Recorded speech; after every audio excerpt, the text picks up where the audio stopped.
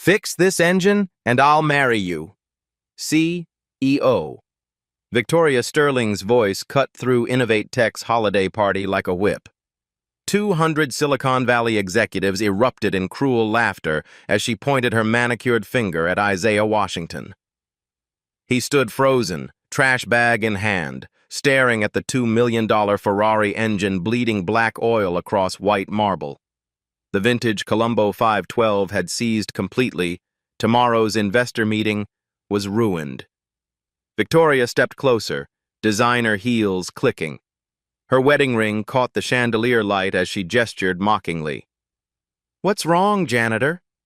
Not man enough?" Phones lifted. Executives doubled over, laughing. Someone shouted, "Do it!" The oil spread wider, staining the pristine floor like spilled blood. Isaiah's grip tightened on the trash bag. Victoria's cruel smile widened as she savored her moment of public humiliation.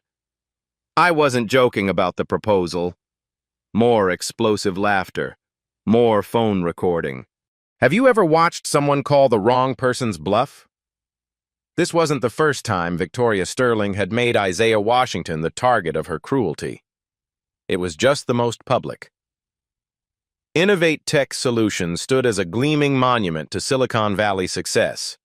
40 floors of glass and steel housing the world's most advanced robotics company.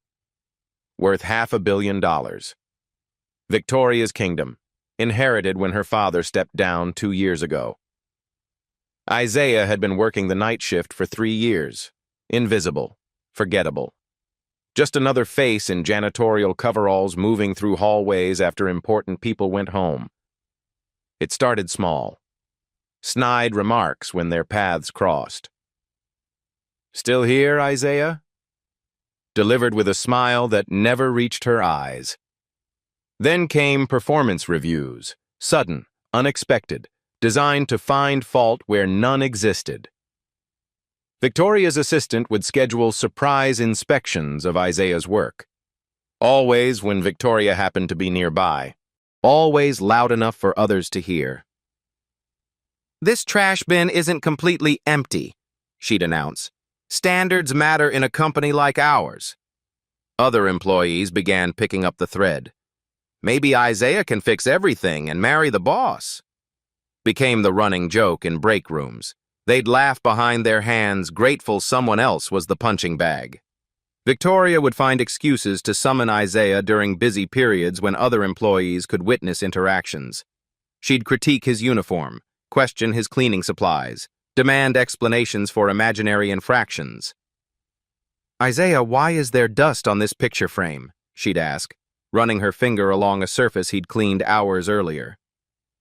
"Do we pay you to do half the job?" The humiliation was always public, always calculated. The harassment escalated when Isaiah made his mistake. 3 months ago, he'd been cleaning the engineering department when he overheard the team struggling with their prototype robotic assembly line. The conversation was heated, frustrations boiling over. "The calibration sensors keep failing," Senior Engineer David Park complained, throwing his tablet onto the workbench. "We've lost another week of testing." "The timing sequence is completely wrong," added Junior Engineer Lisa Carter. "But we can't figure out why the feedback loop keeps glitching." Isaiah paused his mopping. He'd seen this exact problem before. The solution was simple, a timing adjustment in the feedback loop combined with recalibrating pressure sensors. He'd implemented it successfully at General Motors years ago. "Excuse me," he said quietly, setting down his mop. "Have you tried adjusting the sensor timing intervals? Sometimes the feedback delay causes cascading errors in...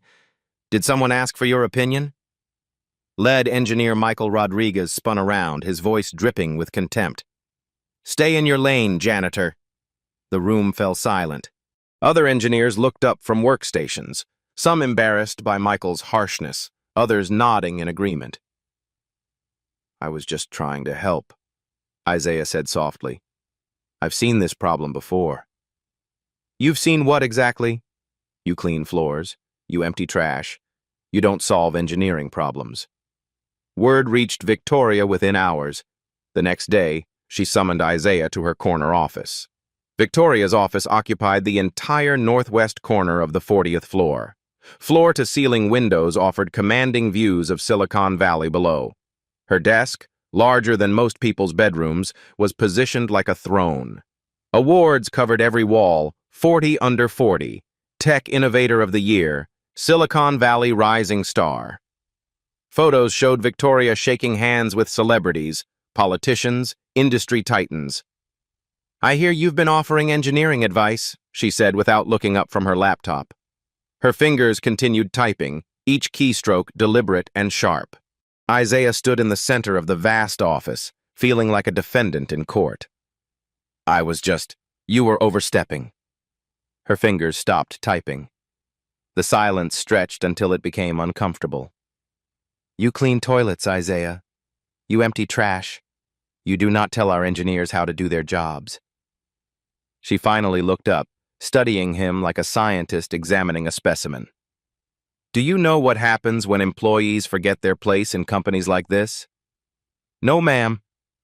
"They find themselves working somewhere else, usually somewhere much less prestigious. The threat hung in the air between them. Are we clear?" "Yes, ma'am." Victoria began implementing what she called performance enhancement protocols specifically for Isaiah.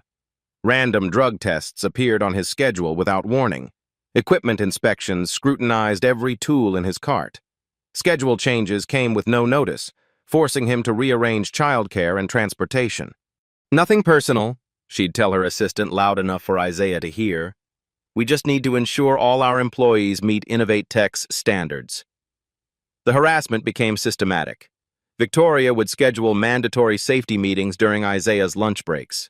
She'd reassign his cleaning routes to include executive floors where her allies could monitor his every move. The real irony? Innovate Tech's robotic assembly line continued failing spectacularly. Quality control reports showed a 40% defect rate unheard of in the industry. The engineering team worked overtime, their stress visible in darkened eyes and shortened tempers. Every failed test cost the company hundreds of thousands of dollars. Every missed deadline pushed them closer to disaster. The $50 million contract with automotive giant Meridian Motors hung in the balance. Victoria blamed incompetent staff in board meetings while deflecting questions about technical problems. But privately, she was panicking. Her father had built Innovate Tech from nothing. She'd inherited a thriving company and was watching it crumble under her leadership. The pressure made her increasingly volatile. She began targeting more employees, spreading blame like wildfire. Non-essential personnel became her favorite phrase, always spoken while her eyes found Isaiah across crowded rooms. Marketing manager Jennifer Walsh received a scathing review for a campaign that performed exactly as projected. Software developer Alex Kumar found himself reassigned to menial tasks after questioning a security protocol. Accountant Maria Santos was written up for attitude problems after requesting overtime pay. The pattern was clear. Victoria needed scapegoats for her failures.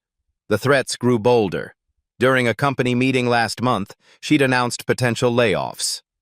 "We need to streamline operations," she declared from the stage, her voice carrying to every corner of the auditorium, "starting with those who don't contribute to our core mission." Her gaze settled on Isaiah, sitting in the back row where maintenance staff were expected to sit. The message was unmistakable. Sarah Carter, Victoria's HR director and college roommate, enabled every bit of it. When employees filed complaints about the hostile work environment, Sarah would schedule mediation sessions that somehow always ended with complainants receiving written warnings. "We take all concerns seriously," Sarah would say with practiced sincerity. "But we also can't tolerate false accusations against leadership." The complaints stopped coming. Fear became the company's unofficial policy. Meanwhile, Victoria's public image remained pristine. Tech magazines featured her on covers as Silicon Valley's rising star. She gave interviews about innovation and leadership while systematically destroying careers of anyone who questioned her authority. Her TED Talk, Leading with Vision in the Digital Age, had garnered 2 million views and countless accolades. Industry publications praised her decisive leadership style and commitment to excellence. The disconnect between public perception and private reality was staggering. Tonight's holiday party was supposed to be a celebration. Innovate Tech's biggest investors were here, along with board members and potential partners. The guest list read like a who's who of Silicon Valley power brokers. The Ferrari engine, a vintage 1962 Colombo 512, had been Victoria's centerpiece, a symbol of engineering excellence and company prestige. She'd discovered it at a Barrett-Jackson auction, outbidding 3 other tech billionaires in a highly publicized battle. She'd paid $2 million for it, calling it an investment in our brand narrative. The engine sat behind reinforced glass in the lobby's center, surrounded by museum-quality spotlights and brass plaques detailing its racing history. Victoria had personally overseen its installation, demanding perfection in every detail. "This represents what we stand for," she'd told the facilities manager. Precision. Excellence. Legacy. When people see this engine, they should think of Innovate Tech's commitment to engineering perfection.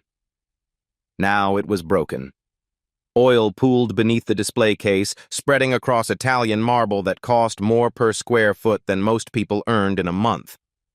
Tomorrow's crucial investor presentation would start with explanations instead of celebrations. Victoria needed someone to blame. And Isaiah, as always, was perfectly positioned to take the fall. The crowd still surrounded them, phones recording, executives whispering. Victoria's initial outburst had been instinctive: humiliate the help, get a laugh, deflect from the crisis. But something in Isaiah's stillness made her double down. "I'm serious," she announced, her voice carrying across the lobby.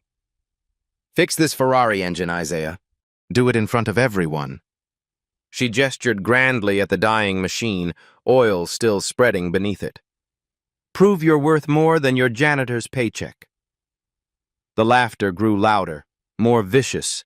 Someone started chanting, "Fix it! Fix it!" Others joined in, their voices echoing off marble walls and crystal chandeliers. Victoria's smile widened as she felt the crowd's energy feeding her confidence. This was perfect. Tomorrow, when investors asked about the broken centerpiece, she'd have the perfect scapegoat story. The janitor who thought he was an engineer, the employee who finally overstepped beyond redemption. She could already see the headlines. Innovate Tech streamlines operations after employee incident. "Come on, Isaiah," she taunted, stepping closer to the oil spill. "Don't keep us waiting. Show us these mysterious skills of yours." Board member Margaret Thompson watched from the back of the crowd, her expression unreadable. She'd been questioning Victoria's leadership style for months, noting unusually high turnover rates and declining employee satisfaction scores. This public humiliation felt like a line being crossed. What Victoria didn't know about Isaiah would soon make her marriage joke the biggest mistake of her career. Victoria's cruel words echoed in Isaiah's mind as he stood there, trash bag still clutched in his hand. "Fix this engine and I'll marry you." If only she knew what engines he'd actually fixed. 30 years ago, in a cluttered garage in Detroit, an 8-year-old Isaiah Washington watched his grandfather's weathered hands bring dead machines back to life. Samuel Washington had been a legend at NASA's Marshall Space Flight Center. For 15 years, he'd calibrated the rocket engines that carried America's dreams into space. His fingers could diagnose problems that baffled teams of engineers. His intuition turned mechanical mysteries into simple solutions. "Every engine has a heartbeat, boy," Samuel would tell Isaiah, his voice carrying the wisdom of decades spent listening to metal and pistons. "You just got to know how to hear it." The old man's workshop was built from salvaged materials, rusty tool cabinets rescued from closed factories, workbenches made from reclaimed oak, lighting cobbled together from spare parts. But from that humble space came repairs that astonished Detroit's automotive elite. Isaiah spent every weekend and summer in that garage, absorbing lessons that no university could teach. By age 12, He could rebuild a carburetor blindfolded. By 15, he was solving problems that stumped professional mechanics.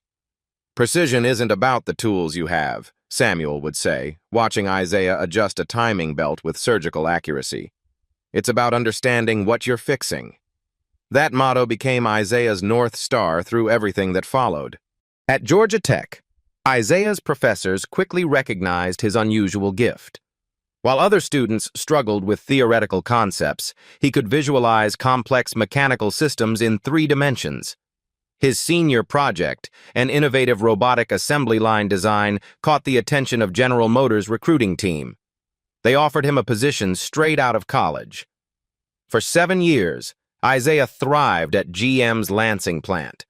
He led the team that revolutionized their assembly line robotics, reducing defect rates from 12% to less than 2%. His innovations saved the company millions while improving worker safety and efficiency. The Meridian project was his masterpiece. Isaiah designed a fully automated system that could adapt to different vehicle models without manual reconfiguration. The technology was years ahead of its time, combining artificial intelligence with precision mechanics in ways that seemed almost magical. "This kid's got something special," his supervisor told the plant manager. "He sees machines like other people see people." But Isaiah's gift came with a burden. He noticed everything flaws in processes that others missed, inefficiencies that cost thousands of dollars daily, safety violations that put workers at risk. When he discovered that management was cutting corners on safety protocols to meet quarterly targets, Isaiah faced an impossible choice: stay quiet and keep his comfortable career, or speak up and risk everything. His grandfather's voice echoed in his memory. "A man's character isn't measured by what he builds, boy. It's measured by what he's willing to sacrifice to build it right." Isaiah chose truth over comfort. The whistleblowing investigation that followed vindicated everything Isaiah had reported. Federal inspectors found dozens of safety violations. Workers who'd been injured due to faulty equipment received compensation. New safety protocols prevented countless future accidents. But Isaiah's career was over. GM couldn't officially retaliate, but the automotive industry is smaller than it appears.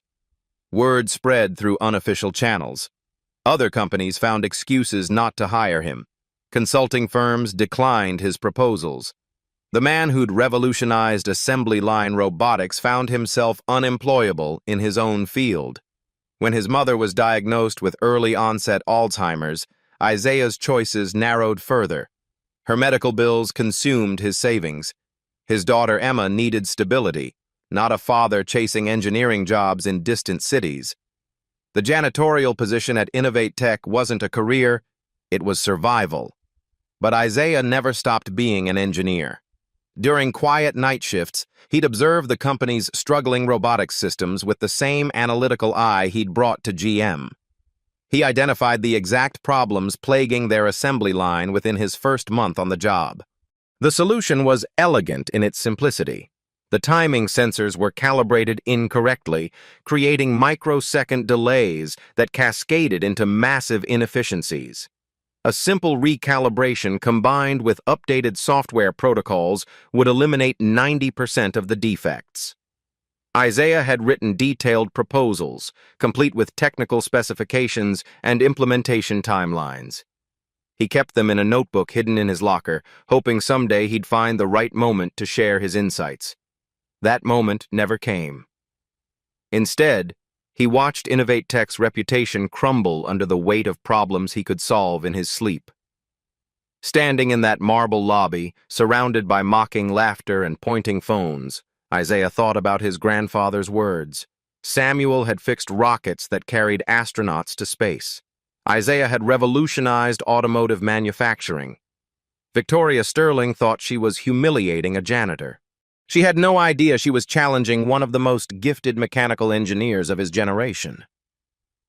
The Ferrari engine before him was a 1962 Colombo 512, the same model Isaiah had restored for a collector in Birmingham 3 years before taking the Innovate Tech job.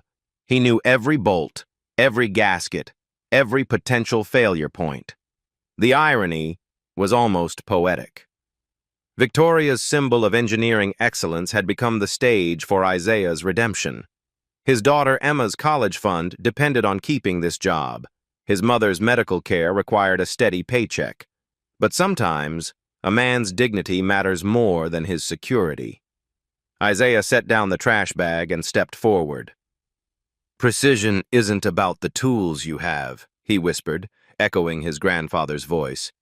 "It's about understanding what you're fixing." The crowd pressed closer as Isaiah set down his trash bag. Victoria's smile widened, sensing victory in his apparent surrender to her demand. "That's right," she said, her voice carrying across the marble lobby. "Show everyone what you're really capable of." But Isaiah wasn't surrendering. He was preparing. The Ferrari engine loomed before him like a metallic altar. Oil continued spreading beneath the display case, each drop representing thousands of dollars in damage to the pristine marble floor. Victoria's $2 million centerpiece had become a very public catastrophe. "I wasn't joking about the marriage proposal," Victoria announced, playing to the crowd like a seasoned performer. "Fix this engine, Isaiah, and we'll make it official." The laughter grew more vicious. Someone in the back shouted, "Kiss the bride!" Others joined in with crude suggestions that made Victoria blush despite herself. Board member Margaret Thompson shifted uncomfortably near the elevator bank. She'd seen enough toxic leadership in her 30-year career to recognize this moment for what it was: a public humiliation that would define everyone involved. The crowd had swelled to over 200 people. Word of the spectacle had spread through the party via text messages and social media posts. Executives abandoned their conversations to witness what they assumed would be an epic failure. Victoria's assistant, Sarah Carter, pushed through the crowd, her face flushed with excitement and alcohol. "This is better than reality TV," she whispered to her companion, holding up her phone to live stream the event. But not everyone was entertained. Near the back of the crowd, a distinguished man in his 70s observed the scene with growing disapproval. Dr. Robert Carter, Sarah's uncle and one of the world's foremost Ferrari restoration experts, had been invited as Margaret Thompson's guest. For 40 years, Dr. Carter had worked on some of the most valuable vintage automobiles ever built. His restoration of a 1957 Ferrari 250 Testarossa had set auction records. His technical papers on Colombo 512 engines were considered definitive texts in the field.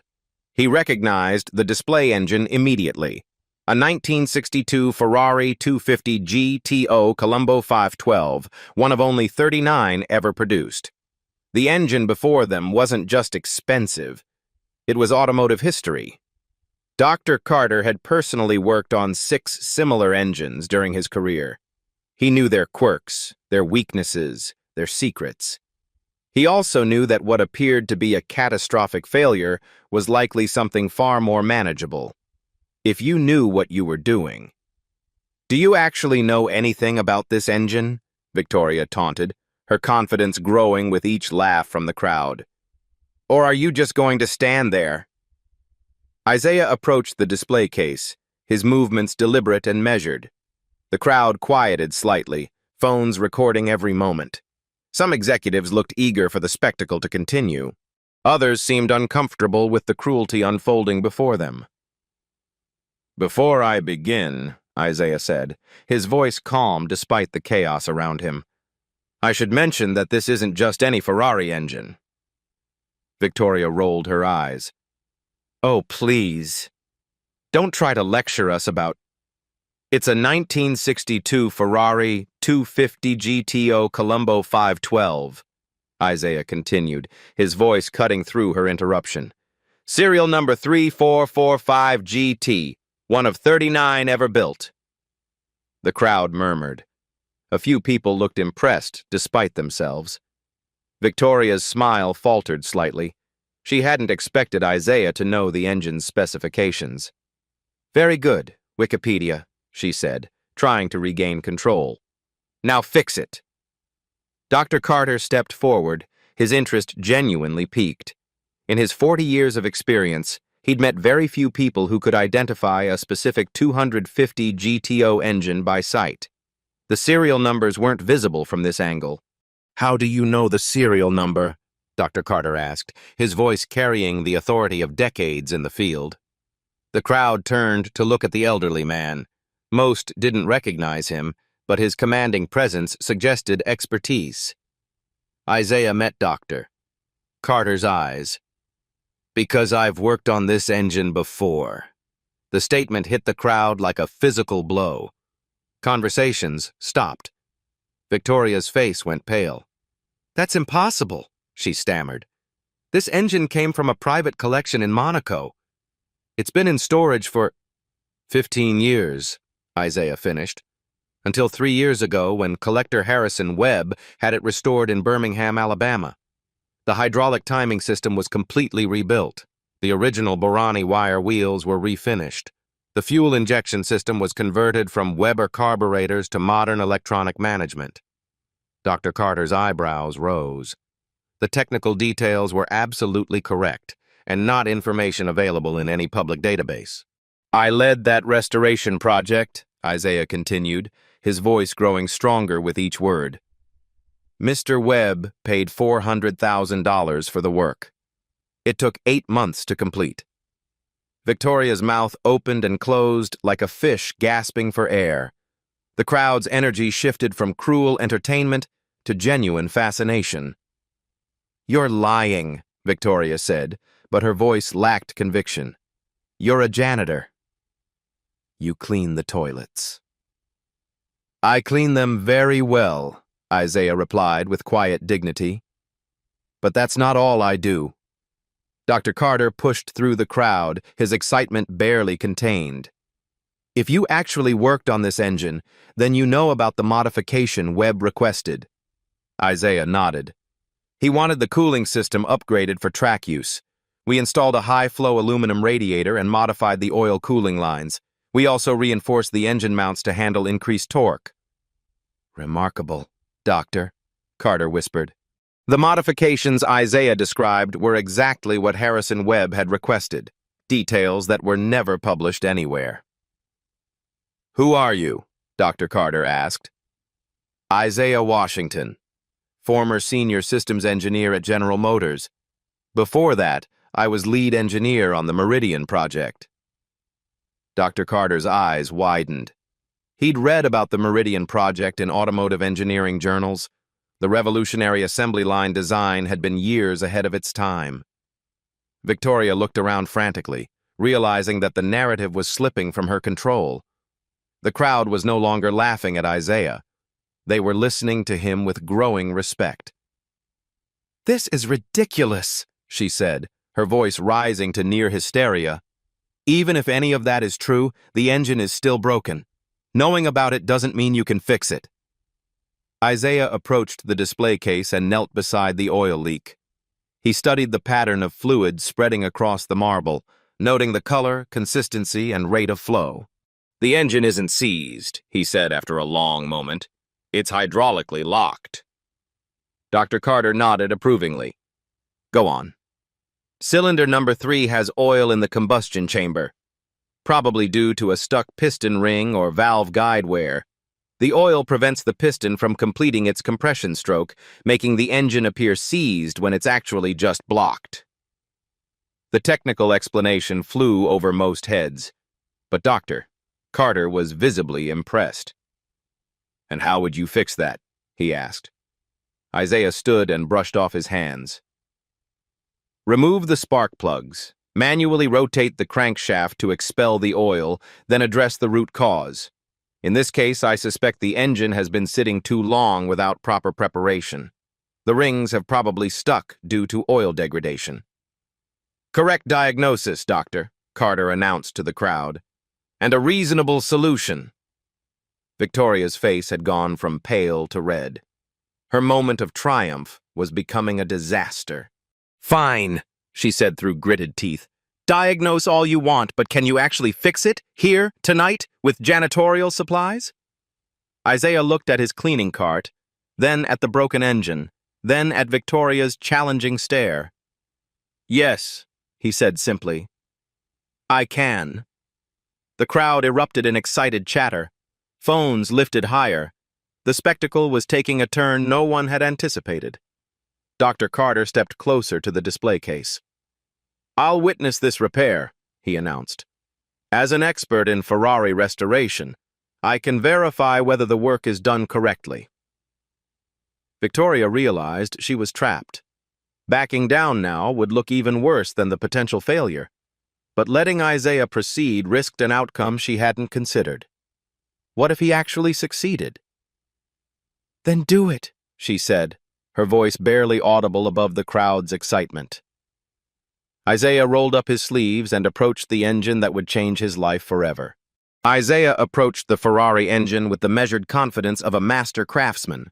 The crowd's energy shifted from cruel anticipation to genuine curiosity as he knelt beside the display case, his movements deliberate and professional. Dr. Carter positioned himself where he could observe every detail. His 40 years of Ferrari expertise would catch any bluff or mistake. But as Isaiah began his examination, the elderly expert's expression changed from skepticism to surprise. First, Isaiah announced to the crowd, his voice carrying clearly across the marble lobby, I need to understand what we're actually dealing with. He didn't touch the engine immediately. Instead, he circled the display case slowly, studying the oil leak pattern, listening to the subtle sounds coming from within the metal housing. His eyes tracked the spread of fluid across the marble floor, noting color, consistency, and flow rate. Victoria watched nervously, her earlier confidence beginning to waver. Something about Isaiah's methodical approach felt disturbingly professional. Can everyone see the oil pattern here? Isaiah asked, pointing to the dark stains spreading beneath the engine. Notice how it's not uniform. There's more volume coming from the left side of the block, specifically around cylinder 3. Several people leaned forward, genuinely interested despite themselves. Dr. Carter nodded approvingly. The observation was technically sound. The oil is dark brown with metal flakes suspended in it, Isaiah continued. That tells us this isn't fresh lubricant. This engine has been sitting for an extended period without proper preparation for storage. Victoria's face flushed red. She'd bought the engine from a Monaco collector who'd assured her it was in perfect running condition. She'd never bothered to have it independently inspected. First revelation. Diagnostic mastery. Isaiah moved closer to the engine, placing his ear near the block without actually touching it. The crowd held its breath, waiting to see what this janitor could possibly hear in a dead machine. This engine isn't seized, he announced after a long moment of listening. It's hydraulically locked. The engineering team in the crowd exchanged worried glances. Several had already examined the engine and declared it completely destroyed. What's the difference? Dr. Carter asked, testing Isaiah's knowledge. A seized engine means the internal components have welded themselves together due to overheating or lack of lubrication, Isaiah explained, addressing both Dr. Carter and the broader audience. That's permanent damage requiring a complete rebuild. He pointed to specific areas of the engine block. But hydraulic locks are different. It means one or more cylinders have liquid in the combustion chamber in this case, degraded oil. The liquid can't compress like air, so the piston can't complete its stroke. The engine appears seized but actually isn't damaged. Dr. Carter's eyebrows rose. The diagnosis was absolutely correct, and the explanation was clearer than most automotive textbooks. How can you tell? Someone in the crowd called out. Isaiah smiled slightly. Listen. He rapped his knuckles gently against the engine block in 3 different spots. Each produced a distinct sound, 2 clear metallic rings, and 1 dull thud. Cylinder 3 sounds different because it's full of liquid, he explained. If this engine were truly seized, all the cylinders would sound the same, either all clear or all muffled. Victoria's mouth went dry. She'd never heard anyone explain mechanical diagnosis with such clarity. That's accurate, Doctor. Carter admitted, his voice carrying surprise. Very few people can diagnose hydraulic lock by sound alone. The crowd's energy was shifting, The mocking laughter had faded, replaced by genuine interest. Phones continued recording, but now people were documenting expertise rather than expected failure. Second revelation: historical knowledge. But there's more to this story, Isaiah continued, warming to his subject. This isn't just any Ferrari engine. It's a 1962 Ferrari 250 GTO Colombo 512, serial number 3445 GT. Dr. Carter straightened. Isaiah had mentioned the serial number earlier, but now he was going deeper. How do you know the serial number? Dr. Carter asked. It's not visible from this angle. Because I've worked on this specific engine before, Isaiah replied. But more importantly, this engine has a very particular history that explains why it's failing now. He pointed to a barely visible modification on the engine's side.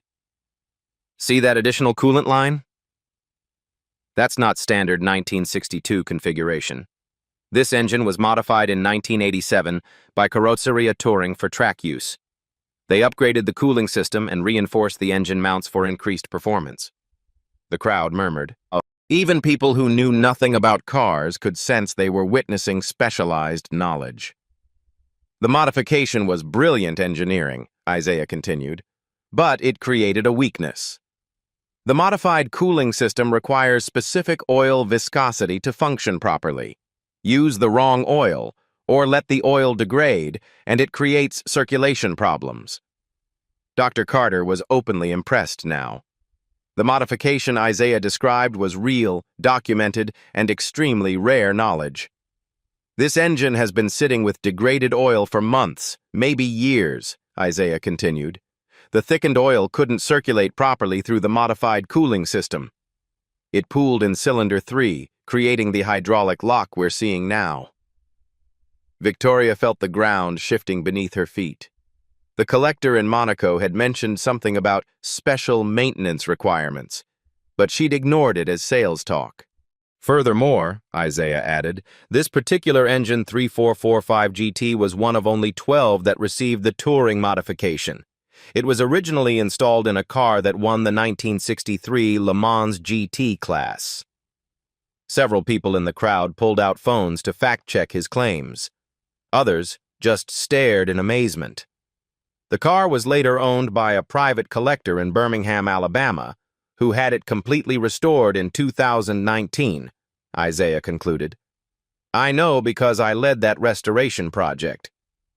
The statement hit the crowd like a physical blow. Victoria's face went pale. Third revelation: innovative solution. Which brings us to the solution, Isaiah said, standing and surveying his cleaning cart. Normally, you'd need specialized tools to fix hydraulic locks. You'd remove the spark plugs, manually rotate the crankshaft to expel the oil, then address the root cause. He paused, letting the technical explanation sink in. But we don't have normal tools here. We have something better: improvised engineering. Isaiah began selecting items from his cleaning cart with the precision of a surgeon choosing instruments. Rubber gloves, a spray bottle, cleaning solution, a mop handle, rags. The key is creating controlled pressure to expel the oil without damaging the engine, he explained. I'm going to use these cleaning supplies to build a temporary pressure system. Dr. Carter leaned forward, fascinated despite himself. How? The spray bottle becomes our pressure source, Isaiah demonstrated, showing how he could adjust the nozzle for different spray patterns. The cleaning solution, when diluted properly, creates a penetrating agent that will help break down the degraded oil. He held up the mop handle. This becomes our precision tool for accessing the spark plug wells. I'll wrap it with rags to create a flexible gasket system. The engineering was elegant in its simplicity. Isaiah was essentially building a hydraulic system from janitorial supplies. The rubber gloves protect against chemical contact, but more importantly, they provide grip for the delicate work of manually rotating the crankshaft, he continued.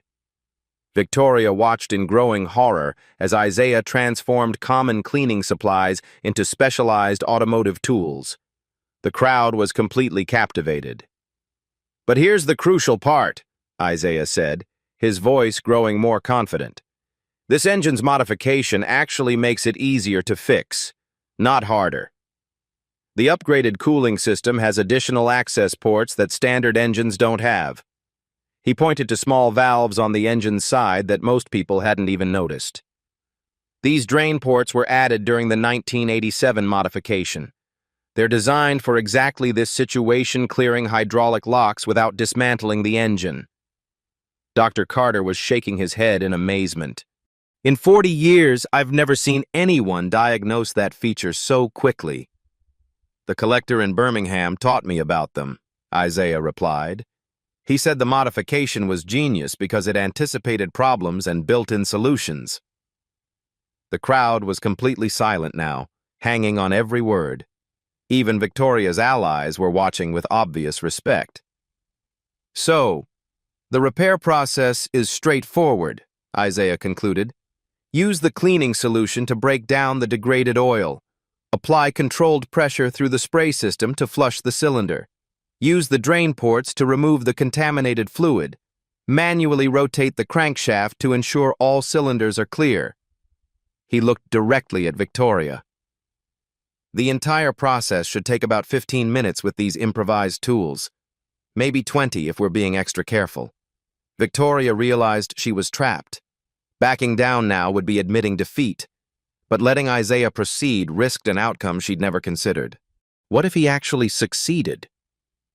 There's one more thing, Isaiah added, his voice carrying a new edge. When this engine starts, it's going to sound perfect. Better than when it arrived here tonight. Dr. Carter stepped closer to the display case. I'll verify the work, he announced to the crowd, as an expert witness. Isaiah rolled up his sleeves and looked at Victoria one final time. About that marriage proposal, he said with quiet confidence. You might want to start thinking about wedding plans. The crowd erupted in excited chatter. Phones lifted higher. The spectacle had become something nobody had expected. Victoria Sterling was about to learn what happens when you underestimate the wrong person. The marble lobby fell silent as Isaiah began his work. 200 executives, investors, and board members held their breath, phones recording every moment of what would either be spectacular failure or impossible triumph. Isaiah moved with surgical precision, each action deliberate and confident. He'd removed his jacket, rolled up his sleeves, and transformed from invisible janitor into master craftsman before their eyes. First, he prepared his improvised pressure system. The spray bottle became his primary tool, filled with a carefully measured mixture of cleaning solution and water. The chemical combination would break down the degraded oil without damaging the engine's internal seals. The key is gentle, consistent pressure, he explained to the transfixed crowd. Too much force and we risk damaging the pistons. Too little and the oil won't move. Dr. Carter positioned himself directly beside the engine, his trained eye watching for any sign of amateur fumbling. But Isaiah's movements displayed decades of experience. Using the mop handle wrapped in cleaning rags, Isaiah carefully accessed the spark plug wells. His makeshift tool fit perfectly, allowing him to reach areas that required specialized automotive equipment. Now we test cylinder 3, he announced, applying his pressure system to the affected area. The first spray produced a satisfying hiss as the cleaning solution contacted the degraded oil. Dark, contaminated fluid began flowing from the access ports Isaiah had identified earlier. Victoria watched in growing horror as black oil streamed from her $2 million centerpiece onto towels Isaiah had strategically placed. Each drop of expelled fluid proved his diagnosis correct. Excellent technique, Doctor, Carter murmured, his voice carrying genuine admiration. The fluid extraction is textbook perfect.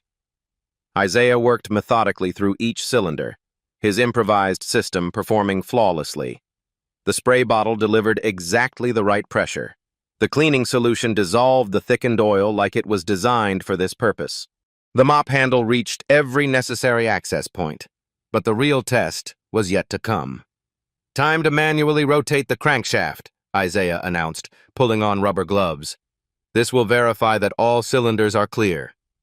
He located the crankshaft access point and began turning the massive engine by hand. The crowd watched in amazement as the multi-million-dollar Ferrari responded to his touch like a precision instrument. One rotation, two, three. Each turn came easier than the last as the hydraulic lock released completely. The engine that had appeared permanently destroyed was moving freely under Isaiah's guidance. "All cylinders clear," he announced. "Compression feels normal. No internal damage detected." Dr. Carter checked his own watch. 14 minutes, he announced to the crowd. Exactly what he predicted. Victoria's face had gone from red to pale to greenish. The implications of Isaiah's success were hitting her like physical blows. "Now for the moment of truth," Isaiah said, his voice carrying across the silent lobby. He moved to the engine's starter system, bypassing the display case's safety locks with the confidence of someone who understood exactly how everything worked. His fingers found the ignition system, made the necessary connections. "When I start this engine, it's going to sound better than it has in years," he promised, looking directly at Victoria. "All that degraded oil has been flushed out. The cylinders are clean. The timing is perfect." The crowd pressed closer, phones lifted higher. Even the skeptics were holding their breath. Isaiah's hand moved to the starter. "Remember your proposal, Victoria," he said with quiet confidence. "You said if I fixed this engine, you'd marry me." She opened her mouth to protest, but no words came out. Isaiah engaged the starter. The engine turned over once, twice. In the third revolution, it caught on. The sound that filled the marble lobby was pure automotive poetry. The Ferrari 512 roared to life with a deep, throaty growl that seemed to shake the building's foundation. 12 cylinders fired in perfect sequence, creating a symphony of precision engineering. But this wasn't the rough, struggling sound of a damaged engine. This was smooth, powerful, absolutely perfect mechanical harmony. The crowd erupted in thunderous applause. Phones captured every second as the vintage Ferrari engine settled into a flawless idle that resonated through the lobby like a living heartbeat. Dr. Carter approached the engine, his ear trained on the distinctive sound. After 40 years of Ferrari expertise, he could diagnose an engine's condition by sound alone. "Remarkable," he announced to the crowd. "This engine is running better than most modern cars. The idle is perfect. The timing is precise. There's no vibration, no misfiring, no mechanical stress. The oil leak had stopped completely. The engine bay was clean. The marble floor no longer showed fresh stains." Isaiah stood beside his work, still wearing rubber gloves, still holding his spray bottle. The janitor who'd been publicly humiliated 15 minutes earlier had just performed automotive magic in front of Silicon Valley's elite. Victoria Sterling stared at the running engine in complete shock. The sound of perfect mechanical precision filled her ears like an accusation. Around her, the crowd was cheering. Board member Margaret Thompson was taking notes. Dr. Carter was shaking his head in amazement. Phones were recording everything. Isaiah walked over to Victoria, the Ferrari's perfect idol providing a soundtrack to his approach. "Well," he said, pulling off his rubber gloves with theatrical flair, "I fixed your engine." The crowd fell silent, waiting for what came next. "So when's the wedding?" The Ferrari's perfect idol filled the stunned silence as Dr. Carter stepped forward, his voice carrying the authority of 4 decades in automotive engineering. "Ladies and gentlemen," he announced to the crowd, "this man just performed a $50,000 repair with $10 in cleaning supplies." The applause was immediate and thunderous. Executives who'd been laughing at Isaiah 15 minutes earlier now surrounded him with genuine respect and amazement. But the real validation came from an unexpected source. Board member Margaret Thompson pushed through the crowd, her expression serious and determined.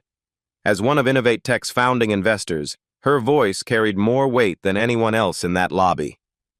"Isaiah," she said, her voice cutting through the Ferrari's rumble. "We need to talk about your actual qualifications." Victoria's face went ashen. Margaret Thompson never got involved in personnel decisions unless something significant was happening.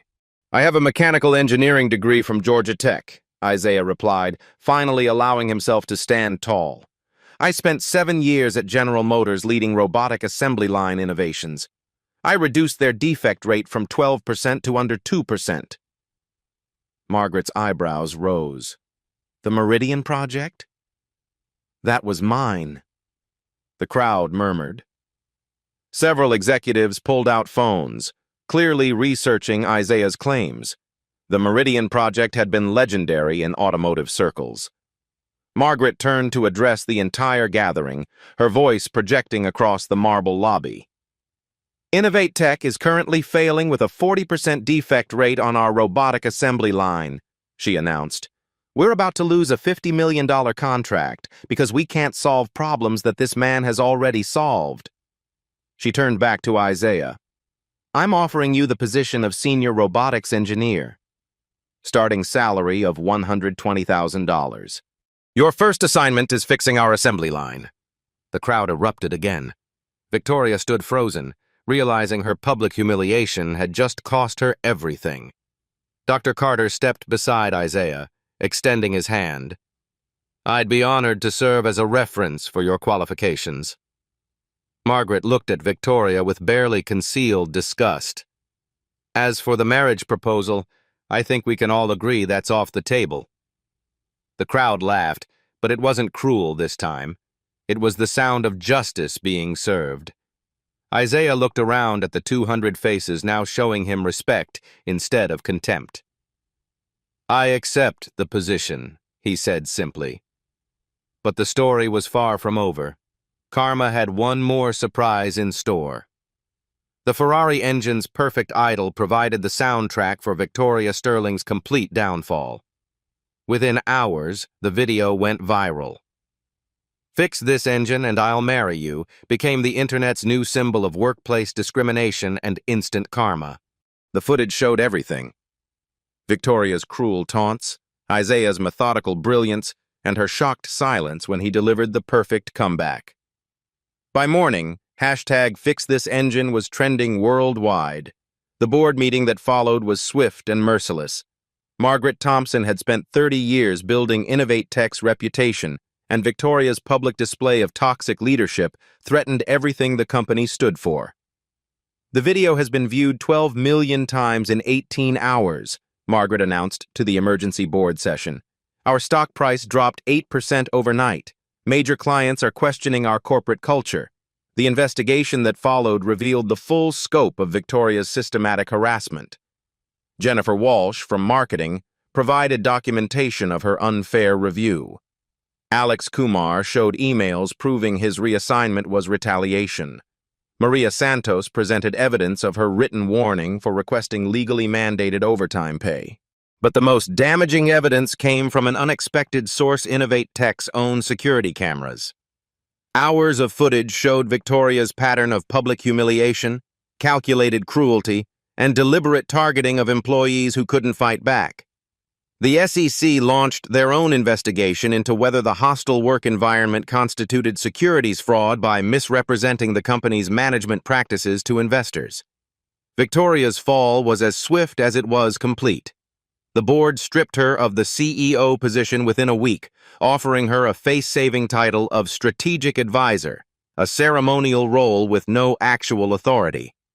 Her salary plummeted from $1.5 million to $150,000. She was required to attend mandatory diversity training and issue a public apology that would be permanently posted on the company website. The video's viral spread meant Victoria Sterling would forever be known as the CEO who mocked a janitor and got schooled by her own ignorance. Meanwhile, Isaiah's transformation was nothing short of miraculous. Within his first week as senior robotics engineer, he identified and solved the assembly line problems that had plagued Innovate Tech for months. The defect rate plummeted from 40% to 3%, better than industry standards.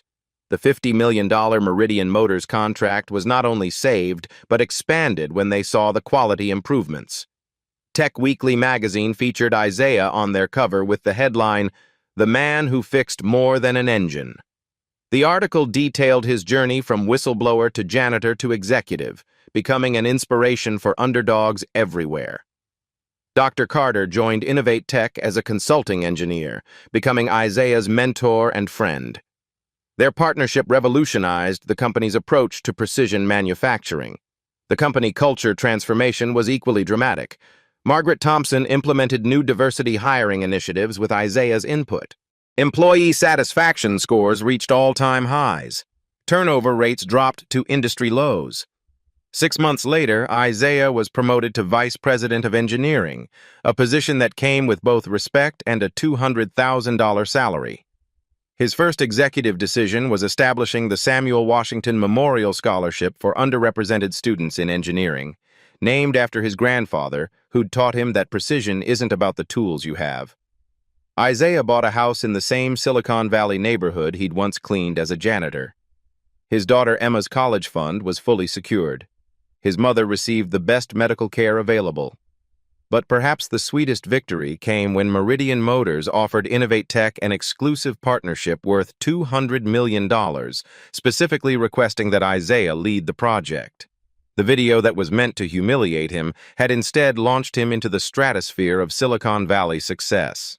Victoria Sterling, meanwhile, found herself unemployable in the tech industry. The viral video followed her everywhere, a permanent reminder of what happens when arrogance meets expertise. The Ferrari engine still runs perfectly in Innovate Tech's lobby, now with a plaque crediting Isaiah Washington for its restoration. Every day, employees walk past it remembering that talent doesn't discriminate, but opportunity often does. 2 years later, Isaiah Washington stands as Vice President of Engineering at one of Silicon Valley's most successful robotics companies. The janitor's cart has been replaced by a corner office, but he still keeps a spray bottle on his desk. A reminder that precision isn't about the tools you have. Innovate Tech leads the industry in both innovation and workplace culture. The company that once thrived on fear now champions talent regardless of background. The Ferrari engine still purrs perfectly in the lobby, its plaque reading, "Restored by Isaiah Washington, proof that expertise comes in all forms." Victoria Sterling's cruel joke became the catalyst for her own downfall and someone else's triumph. "Fix this engine and I'll marry you," transformed from mockery into legend. Sometimes the person others dismiss holds exactly what you need. Have you ever been underestimated because of your job title or background? Share your story in the comments below. There's a detail at the 8:47 mark that only sharp-eyed viewers caught. Can you spot it? If this story of turning humiliation into triumph inspired you, subscribe for more tales of hidden talent changing everything.